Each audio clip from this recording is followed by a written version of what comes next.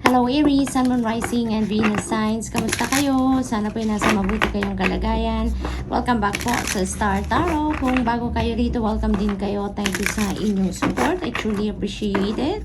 God bless you all po. Tingnan natin ang mga messages po ninyo for today. Aries, kung na mensahe ninyo is High Priestess. Ayan, so this is about intuition, and dreams, Aries. So maaring may mga panaginip kayo and that is divine guidance para sa inyo. Maaari naghihingi kayo ng gabay sa Panginoon, naghihingi kayo ng confirmation or signs, mga ganon, and they are sending you, your spirit are sending you messages through your dreams. Kaya napakahalaga po, Aries, na kapag nanaginip kayo, when you wake up in the morning, make sure na alalahanin ninyo, yung inyong naging panaginip. Isulat po ninyo yan, write on paper kung ano yung mga elements po na natatandaan ninyo from your panaginip at i-decode po ninyo yan, I-google nyo po, marami pong mga online blogs na mababasa ninyo na nag-explain ng mga ibig sabihin ng mga elements ng ating mga panaginip,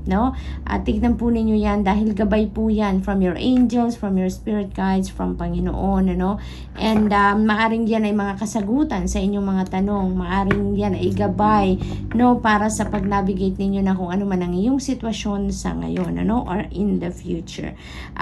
May mga intuitive messages din dito na pinapadala sa inyo, Aries, kaya it is also important for you to tune in to your intuition, listen to your intuition, because there are important messages din na pinapadala sa inyo ang divine universe dito, So, tignan natin kung ano pa. We have Ace of Wands. Napakaganda nito. There is a new beginning energy. Maaring, yung mga gabay na to, Aries, na pinapadala sa inyo ng Divine Universe, that is to help you, on how you're going to navigate this new beginning sa buhay ninyo. Kasi maaring, yung fresh start na to na mangyayari sa buhay ninyo, sa kung anumang sitwasyon, sa kung anumang area ng buhay ninyo ito mangyayari, maybe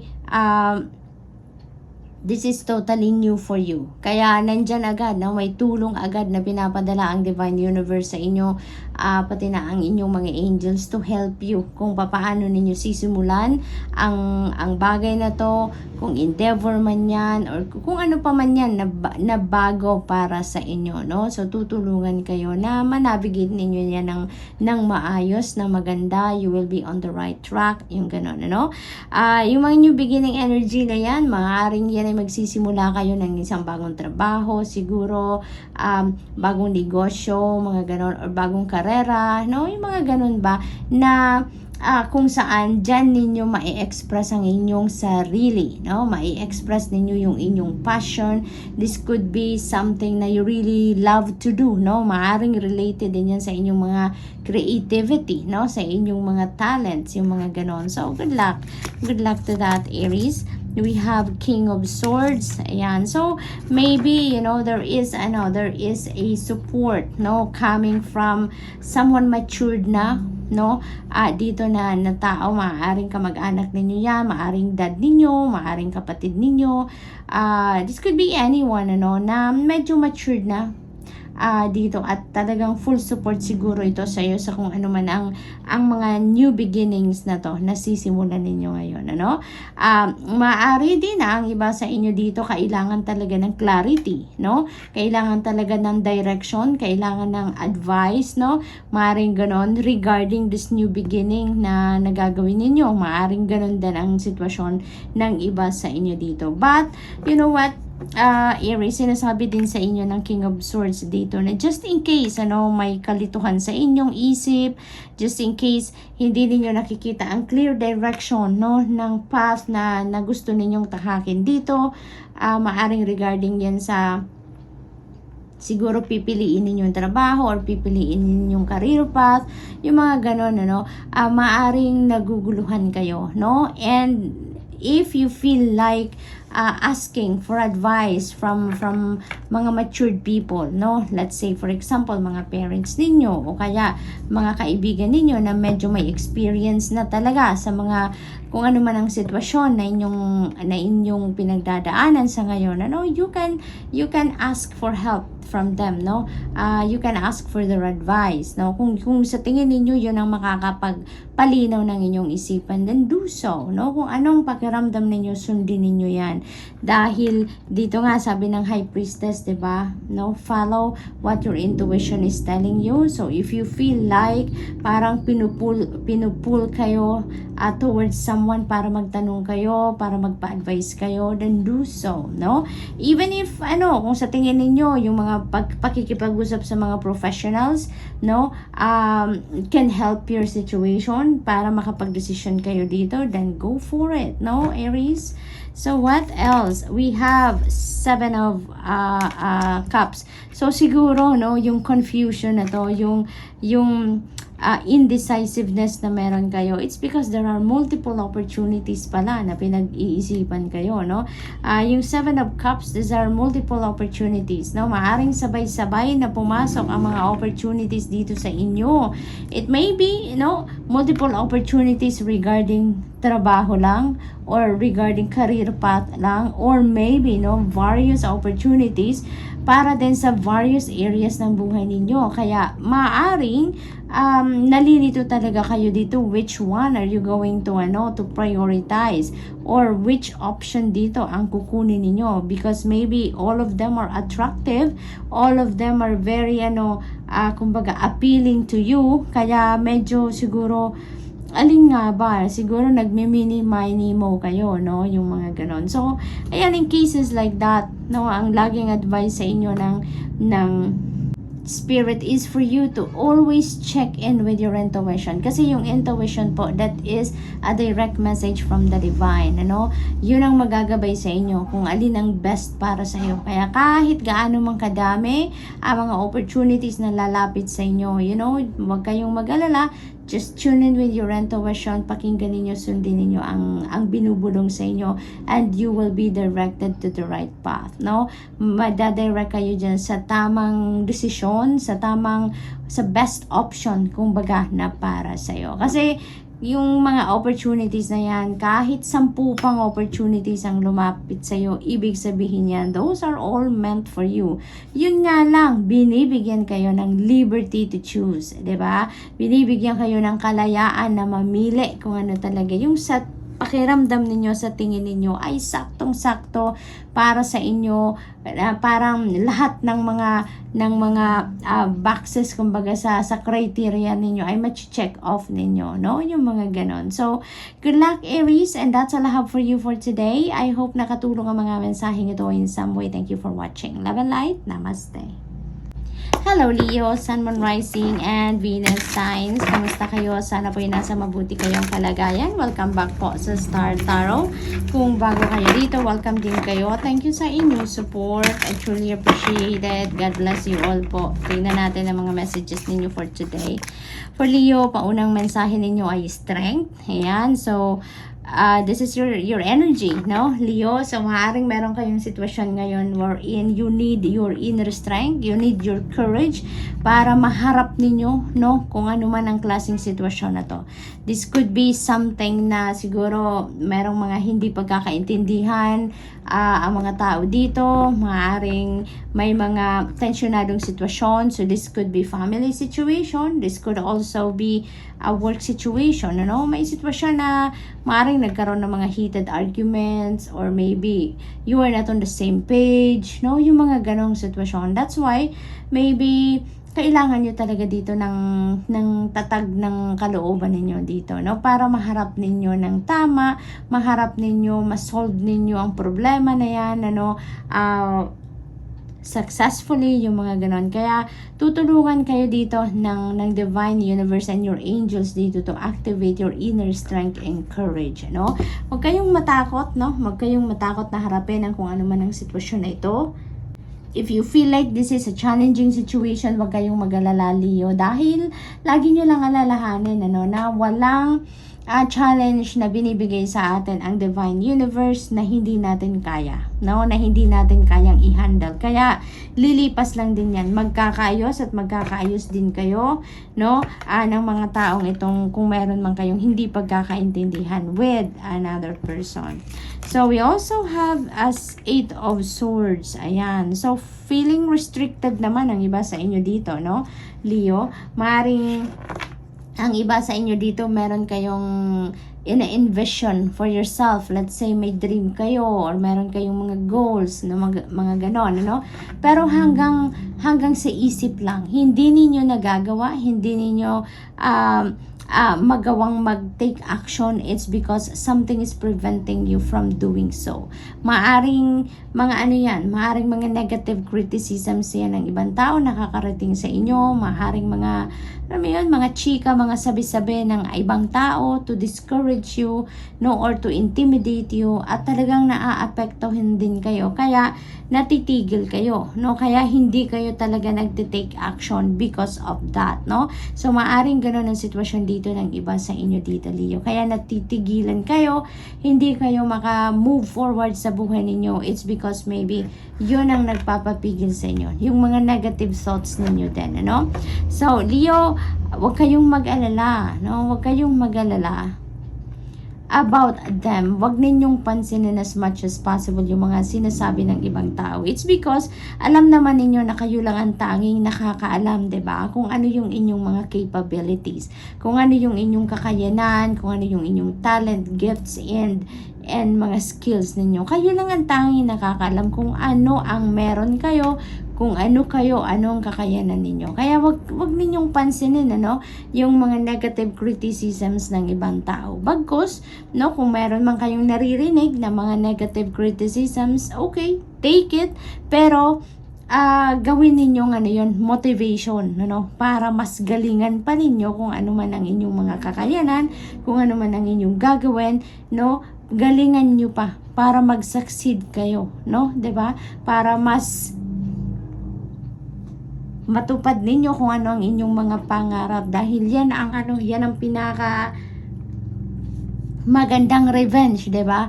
Ika nga, success is the best revenge, 'di ba? Kaya wala kayong gagawing hindi maganda towards other people. Magfo-focus lang kayo sa sarili ninyo, magfo-focus kayo sa mga gagawin ninyo, gagalingan ninyo, at extra effort kayo para matupad ninyo kung ano yung mga gusto ninyong ma-accomplish or ma-achieve sa buhay ninyo, 'di ba? So go for it, Leo.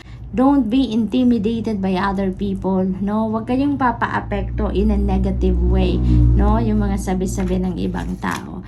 So, we have Queen of Pentacles. Napakaganda. You have a supportive energy dito sa katauhan ng inyong mom, sa katauhan ng isang mother figure ninyo, sa katauhan ng isang lola ninyo, no? Someone is very supportive of you dito, no? Very nurturing energy, no? So, maaaring talagang nanay ninyo, lola ninyo, auntie ninyo, mga ganon, ano, very supportive of you. Kaya siguro lagi kayong ina-advisean din, no, ng taong ito na go for it, Leo, no. Huwag kayong panghinaan ng loob, huwag kayong madala sa mga pang-i-intimidate ng ibang tao sa paligid ninyo, because you have all it takes to be successful. Okay, you have all it takes to reach your goals, to reach your dreams, no? And dito din si Queen of Pentacles, you know, if you are looking for a job, this is really good na energy, kasi this is a very prosperous and abundant energy. Kaya maaring may mga opportunities dito na parating sa inyo, financial opportunities wherein yan ang maghahatid sa inyo ng financial success. Yan ang maghahatid sa inyo ng prosperity and abundance, no? Sa buhay ninyo. Kaya dito na lang kayo mag-focus sa mga blessings ninyo. Don't focus on the negative aspects, no, na nandyan sa paligid ninyo. So we have 8 of Wands. Wonderful news talaga ang parating dito for some of you, Leo.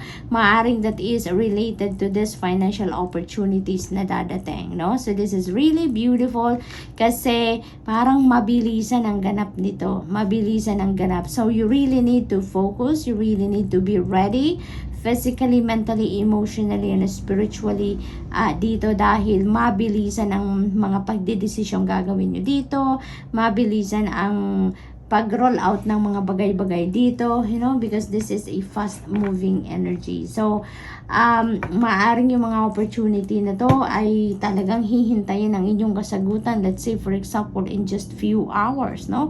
Maaring hindi ka nito mabibigyan ng pagkakataon na mabigyan ng, let's say, for example, 1 week para makapag-desisyon, ano? Maaring gano'n ang sitwasyon dito. So, good luck to that, Leo. And also, this is a travel energy, no? So, maaring ang iba sa inyo is embarking on a travel, international or local, but definitely there is travel for some of you. So, good luck.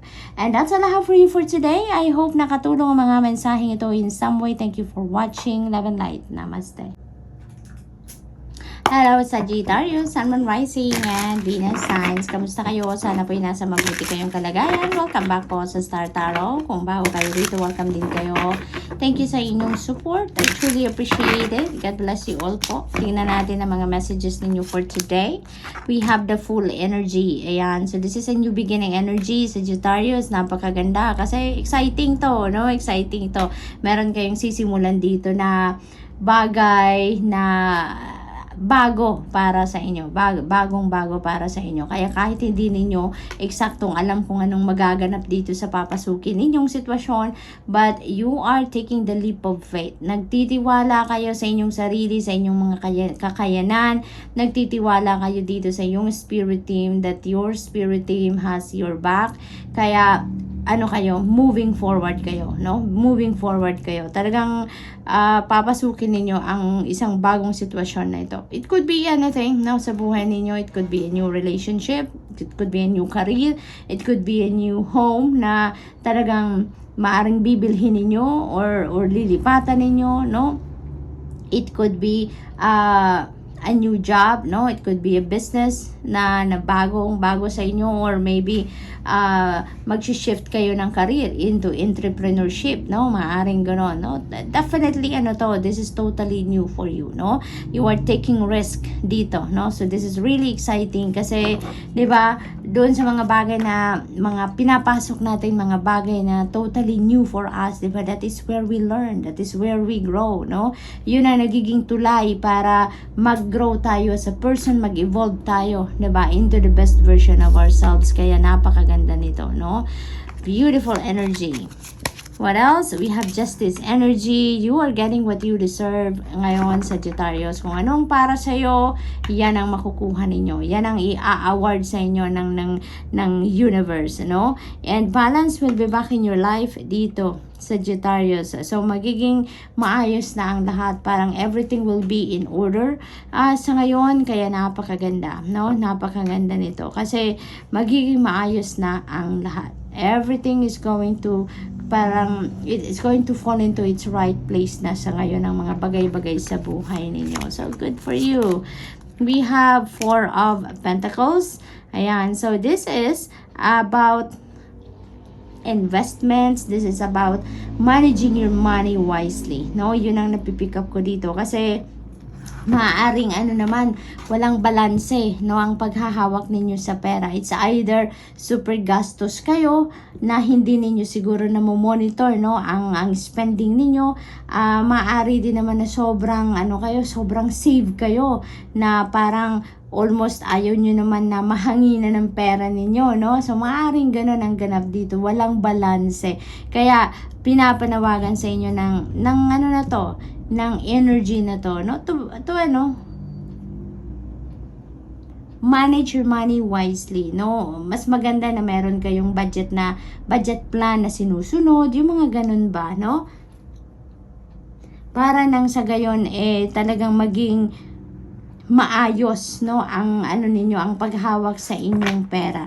Mamomonitor ninyo ang mga gastusin ninyo, mamomonitor ninyo kung ano yung mga dapat na i-prioritize, ano yung mga dapat na unahin, ano yung mga isasantabi muna, no, yung mga ganun ba. So, what else? We have King of Pentacles. Napakaganda. This is about wealth, no, Sagittarius. This is kayamanan, maaaring financial blessings itong parating sa inyo. This could also be financial opportunities, no? So, hindi lang din pati ito pipitsuging opportunities. This is a lucrative one, no? No opportunity na to. So talagang bonggang-bongga din pagdating sa pangkaperahan ninyo. Napakaganda ng energy na to, no? Sa money, career, and finances. Maari din, Sagittarius, na ang iba sa inyo, nandun na kayo sa tugatog ng tagumpay in terms of your money, career, and finances. So maaaring ganun din ang sitwasyon dito, no, Sag? Kaya napakaswerte din ninyo around this time pagdating sa inyong kaperahan dito. So this could be talaga bagong trabaho, this could be bagong negosyo, this could be bagong career na maghahatid sa inyo ng financial success, maghahatid sa inyo ng prosperity and abundance, no? So maaring yung full energy na to, no, yung sisimulan ninyo dito is these opportunities na parating sa inyo. Maaring you're going to grab these opportunities talaga, no, around this time. So, good luck, and that's all I have for you for today. I hope nakatulong ang mga mensaheng ito in some way. Thank you for watching. Love and light. Namaste.